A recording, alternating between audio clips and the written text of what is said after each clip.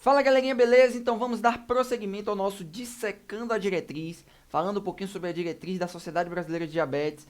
E hoje nós vamos falar sobre algo que a diretriz traz à parte, que é explicando sobre educação ao paciente, sobre como preparar e manipular e administrar a insulina. Afinal de contas, existem muitos pacientes que não corrigem a sua diabetes adequadamente porque cometem erros de administração. E isso é importante da gente pontuar o que é que ela traz que já levantou de erro e o que a gente pode fazer para tentar consertar esses erros. Então, os erros eu vou dividir aqui em 3 grupos. É o erro de prescrição. Na hora de prescrever o medicamento, você comete algum erro, algum deslize, ou faz algo que induz o paciente ao erro. Erros de administração, que é na hora que o paciente vai administrar ou alguém vai administrar no paciente, administra e comete algum deslize e faz algo errado, né? E erro de conservação, que é menos, assim, dos 3 é o que menos acontece, porque tende a ser mais bem seguidos, mas é importante a gente trazer os critérios, o que você precisa fazer para conservar bem a insulina, para não perdê-la, tá certo? Então, começando, o que você tem que se preocupar na hora de passar para o paciente que vai começar a fazer uso de insulina. Muitas vezes é um paciente que não está acostumado a ficar recebendo agulhada todo dia, não é um paciente que está acostumado a receber medicações em casa, de administração por seringa todo dia, então tudo isso você tem que explicar para ele e orientar. A primeira coisa e mais óbvia de todas é que toda administração por agulha precisa de uma higienização local.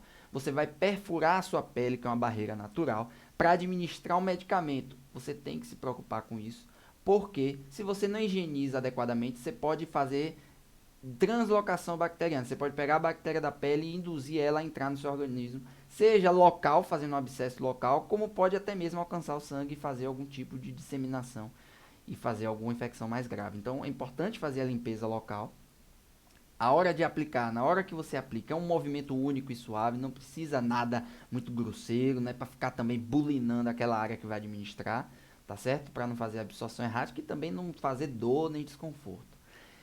Na hora de administrar, às vezes você tem uma dose muito alta para fazer. Não se preocupe, divida em 2 doses e aplique em 2 locais diferentes. Pronto. Vai ser o mesmo efeito do que você fazer tudo de uma vez só. Não precisa fazer muito para fazer aquele calombo naquele local ou até mesmo provocar dor e desconforto naquele paciente. Faça, divida em 2 doses e administre em locais diferentes. Está resolvido. Não reutilizar agulha é importante trazer esse adendo, a gente vai falar mais ao longo da aula, mas não se reutiliza agulha em local nenhum, em momento nenhum. O risco de contaminação é grande. No caso da agulha, quando você mantém ela no local, você pode ainda ter insulina, dose residual naquela agulha, que você quando for administrar, administra um pouco a mais do que seria por causa disso. Enfim, tem uma série de coisas que a gente vai falar. Não se reutiliza agulha. E por fim, aguardar 15 a 30 minutos quando você tira da geladeira para aplicar, por conta do desconforto que vai ser você administrar algo gelado no subcutâneo do paciente. Lembrar de fazer observação para o paciente, que muitas vezes ele pode até fazer a aplicação e sentir muita dor. Ai, doeu no local que aplicou. Calma, muitas vezes isso pode acontecer quando você alcança uma terminação nervosa. Não tem nenhum problema quando você tira, espera um tempo e deixa ali, que com 5 minutinhos, 10 minutinhos vai se resolver. Então é importante fazer esse adendo e trazer para o paciente, para ele não se desencorajar e desistir do tratamento. Tá certo?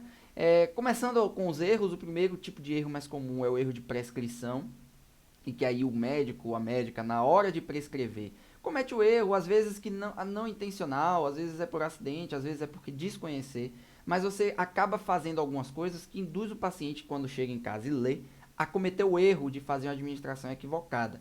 Então, por exemplo, uma delas é quando você escreve 5U, e quando você abrevia a unidade em U.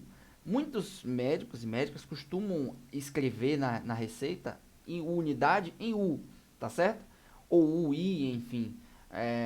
Qual é o problema? Quando você tem uma letra bonitinha, ou quando você está digitando, né, é mais difícil acontecer o erro. Mas existem profissionais que têm letras que é mais difícil de compreender.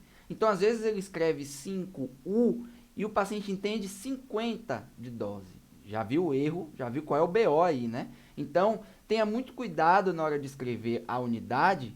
E se você vê que seu U se confunde com O, escreva unidade, unidades, unidade de insulina, tá certo? Não escreva o U parecendo um O pelo risco de fazer essa hiperdose e o paciente poder fazer uma hipoglicemia grave e até mesmo parar e morrer por causa disso. Não se esqueçam, hipoglicemia é um dos 5 Hs da PCR, fiquem ligados. Outro erro é quando você bota um zero na frente do número. É muito comum, né, os profissionais fazerem isso nas receitas com aquela história de que se eu colocar o número inteiro, alguém pode alterar e colocar um outro número na frente. Você tem que tomar cuidado, você vai criar formas de escrever de um jeito que fique apenas o número. Você pode até botar assim 5 entre parênteses e escrever o número 5, o nome 5. Pronto. Não precisa colocar o zero na frente com medo de alguém adulterar a prescrição. Não coloque o zero, porque às vezes, a depender da sua escrita, o paciente pode interpretar como 0,5, por exemplo, e não 5, como deveria ser, e fazer uma dose muito menor do que aquela que deveria ser para aquele momento, e fazer uma hiperglicemia, podendo fazer uma emergência hiperglicêmica até mesmo, a depender da situação que ele esteja. Então, mais uma coisa para ficar atento, na hora de escrever, pode parecer besteira, mas a gente precisa se preocupar com esses detalhes. Mas quando você escreve tomar em vez de aplicar, o paciente pode interpretar que isso seja para ingerir e não para administrar com a seringa no subcutâneo. Então, aplicar deve ser escrito em vez de tomar, para não ter esse erro. E claro, não escrever e não falar com o paciente de que você está tomando essa insulina, o paciente reclamando porque dói, e você chegar a dizer, também você não se cuidou, isso aí aconteceu porque você não se cuidou. Jamais façam isso.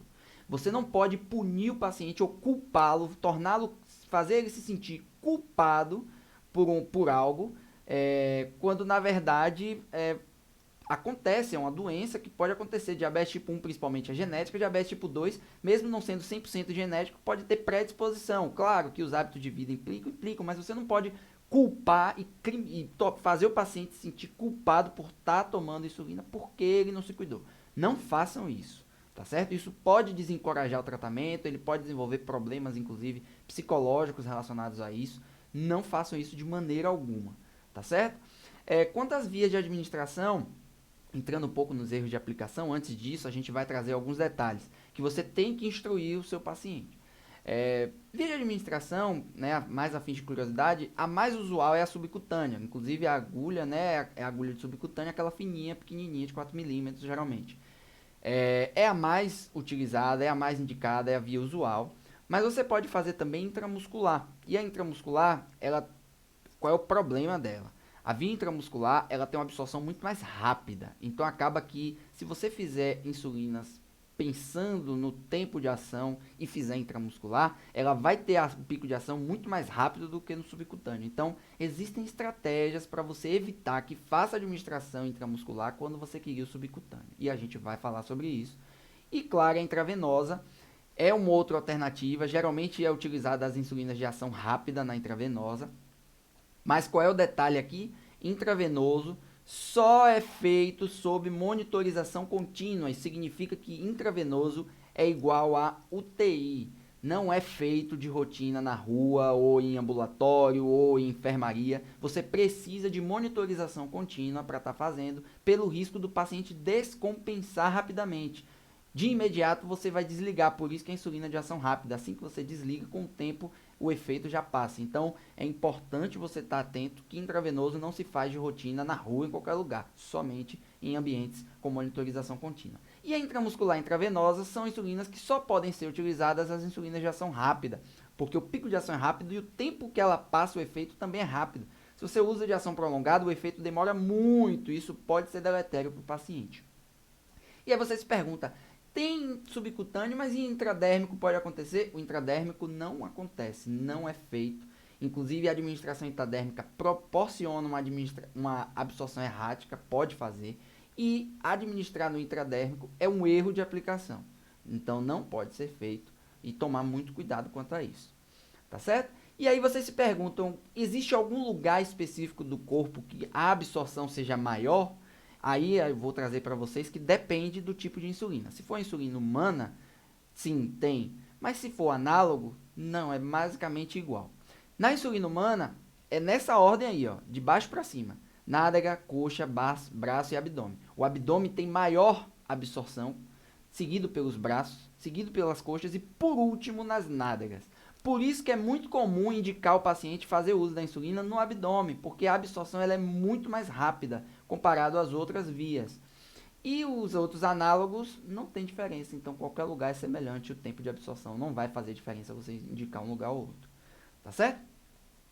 E aí, quanto às seringas, existe alguma seringa específica para o uso de insulina? Existe a U100, é a insulina que é utilizada, que é graduada em unidades, ela não é graduada em ml.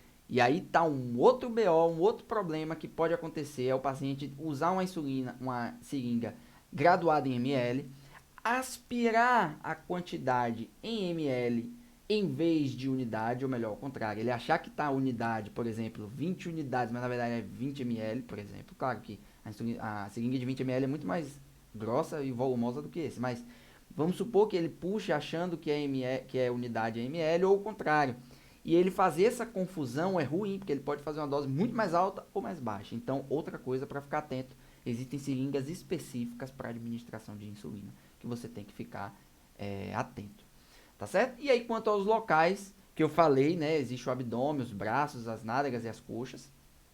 É importante, independe do lugar que você vai fazer, o que você tem que se preocupar é que seja longe de osso e articulação. O osso, quando a agulha pega, o periósteo dói. A articulação tem uma via de absorção totalmente diferente, então tem que tomar cuidado. E tem que ser uma via de fácil acesso, para que ele possa fazer diariamente, sem grandes problemas, sem que na rua, por exemplo, ele tenha que arriar as calças para poder ficar aplicando aqui e ali, tá usando uma camisa social, ele tem que tirar a camisa para botar no braço. Por isso que o abdômen, além de ser de mais rápida absorção, é o mais indicado, porque é mais fácil, só levantar a camisa ou abrir a camisa, que você consegue aplicar sem se desparamentar todo. Né? Mas é claro que o local mais rápido de fácil acesso vai depender da vestimenta, da sua rotina, enfim, de várias coisas. E quando a gente fala no braço, qual é o local que a gente aplica? A gente aplica aqui, ó, na região posterior. Você conta 3 a 4 dedos abaixo da axila e vai marcar o ponto acima do cotovelo, claro também, que é o local que você vai fazer a aplicação. Quando a gente fala a nádega é o quadrante superior lateral externo, que é o local de melhor absorção. Na coxa é a face anterior e lateral externa, 4 dedos abaixo da virilha e acima do joelho, também indicado. E no abdômen pode ser nas laterais, direita ou esquerda, 3 a 4 dedos da cicatriz umbilical. Tá certo? Você pode fazer. E como você vai aplicar? A primeira coisa é fazer a pinça. É importante você fazer a pinça no local para você evitar que a agulha chegue no intramuscular. Então, a administração você consegue garantir que é no subcutâneo quando faz a pinça. É muito legal e muito indicado, principalmente para crianças e adolescentes, porque crianças e adolescentes tendem a ter uma espessura, né, da pele menor e de tecido gorduroso menor. Então, é muito mais fácil a agulha penetrar e chegar no músculo do que no adulto. Então, por isso é indicado fazer a pinça também para a hora de aplicar a agulha. E a outra coisa é a angulação, só que a angulação vai depender do tamanho da agulha. Então, se é de 4 a 5 milímetros, você pode entrar de 90 graus, 6 a 8 milímetros você pode entrar entre 45 e 90, e de maior de 8 milímetros você tem que entrar a 45 graus, para não cometer também o risco e o erro de aplicar no intramuscular. Não se esqueçam disso. Certo? Quanto à gestante, você deve se perguntar, mas o abdômen, o local de maior administração, e na grávida? A grávida, se eu fizer agulha, eu tenho medo de chegar na criança, no feto, ou até mesmo no útero ou na placenta. E aí, o que eu faço? Calma, pessoal. É só você olhar a fase em que a gestante está. Primeiro e segundo trimestre, ela tem muita espessura ainda na barriga. Você pode fazer no abdômen, sim. Já no terceiro trimestre, aí não. A barriga está tão distendida que aí você quase não tem muito lastro para poder fazer com segurança. Aí sim você faz em outros locais. Mas primeiro e segundo trimestre, geralmente, não precisa se preocupar. Quais são as observações aqui? A caneta ou agulha tem que ser de 4 milímetros ou até 5 no máximo milímetros. Você tem que fazer a prega subcutânea novamente para garantir que não vai ter absorção intramuscular e, nesse caso, não chegar, inclusive, no útero, né? E a inclinação de 45 graus. Os cuidados são maiores para evitar que você entre diretamente nas cavidades. E aí os cuidados locais que você tem que ter, limpeza local com álcool 70, olha o que eu falei lá atrás, para você não correr o risco de fazer translocação, de infectar, fazer abscessos e tudo mais. E lembrar que você, quando passa o álcool, tem que esperar secar para você não administrar e não entrar álcool junto, misturar e fazer algum erro de absorção ou de ação. E evitar locais com lesões, lembrando que quando você aplica, por exemplo, num local de lipodistrofia, num local de cicatriz, num local que tem ferida, num local que tem pus, num local que tem nódulo, você tem um risco grande de fazer uma absorção imprevisível, que pode absorver muito mais rápido do que o normal, ou pode não absorver ou demorar muito. Então, não administre no local que tem algum tipo de lesão. Vá para um local limpo, limpo e seguro que você faz e o tempo de absorção vai ser respeitado. E aí, vamos dar um exemplo aqui. Eu peguei uma área qualquer do abdômen, marquei o X. Você vai fazer um exemplo para poder evitar que você faça uma lipodistrofia, que é quando você aplica muito no mesmo lugar, você faz um bolinho de gordura naquele local e isso diminui a área de absorção. Então, é importante para evitar isso. Um exemplo que a diretriz traz é você, no local que você marcou o X, que é o local que você tende a escolher, você faz divide em 4 quadrantes. E aí esses quadrantes, a distância entre eles é de 1 centímetro mais ou menos. E aí você vai fazer a aplicação, cada dose você faz em um local diferente. Né? Você pode fazer esse rodízio das aplicações, distanciando o ponto em que você vai incidir em 1 centímetro. E aí você evita por 7 a 14 dias. O ideal é que respeite os 14, mas às vezes você acaba rodiziando. Mas evitar que você faça no mesmo local por 14 dias é uma estratégia e sempre no sentido horário. Faz 1 centímetro, sentido horário. Acabou os 4 quadrantes, vai para outro ponto. 4 quadrantes, acabou outro quadrante e por aí vai. É uma forma que você tem para minimizar a formação de lipodistrofia. E aí quais são os erros que são comuns, né, que vão acontecer na administração? Pode ser no preparo, pode ser na hora de aplicar ou após aplicar. No preparo, qual é o grande problema? Você aspirar do frasco sem homogeneizar. Gente, é uma solução heterogênea que se você não misturar, você pode misturar assim, você pode misturar assim, tem várias formas de misturar. Se você não mistura a solução, você corre o risco de aspirar uma quantidade que tem uma concentração menor ou muito maior do que o que seria se tivesse homogeneizado. E aí você corre o risco de fazer a dose inadequada. Outro erro é você manter a agulha na seringa e até reutilizar. Qual é o problema? A agulha tem uma dose ali residual dentro dela. E também se você deixar presa na caneta ou na seringa, corre o risco de entrar bolhas de ar e isso impactar na mistura ou impactar inclusive na hora de administrar. Então muita atenção nisso aí, muito cuidado em não reutilizar a agulha de forma alguma. Usou a agulha, joga fora a agulha e vai usar outra na próxima aplicação. Tá certo? Na hora de aplicar, quais são os erros? Na hora que você vai fazer a pinça, você beliscar demais. Isso, além de fazer dor, você pode estrangular a área assim e fazer uma má perfusão. E na hora que aplica, a absorção pode ficar ruim. Você fazer, em vez de você tirar a roupa para aplicar sobre a roupa também é um problema. Não se esqueça que você tem que higienizar o local e você com a roupa pode estar fazendo translocação, inclusive pode estar dificultando o acesso da agulha naquele local. Então não se faz sobre a roupa. Uma coisa que muita gente faz, antes de introduzir a agulha já está empurrando, não pode, porque corre o risco de extravasar insulina e você aplicar muito menos do que o que deveria. Ou você soltar a prega antes de aplicar a insulina toda, né? Antes de você terminar a aplicação e tirar, você soltar a prega, corre o risco que de você, entrar no intramuscular também, ou mudar a via de administração. E após a aplicação, ou seja, já apliquei, quais são os problemas depois? Você não retirar a agulha, então você aplicar e ficar segurando um tempo ali, isso não pode ser feito. E claro, depois que você faz a administração, olha o que eu falei, tira a agulha da seringa ou da caneta e joga fora, né? E usa outra, como eu falei, tem problema se você deixar.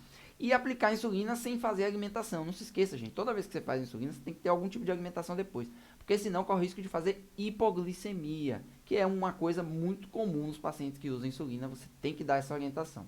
E quanto à conservação, por fim, que é um erro menos frequente do que os outros dois que eu falei, mas pode acontecer do paciente não conservar adequadamente a insulina, e isso pode modificar a mistura e até mesmo torná-la inutilizável. Então é importante você tomar cuidado.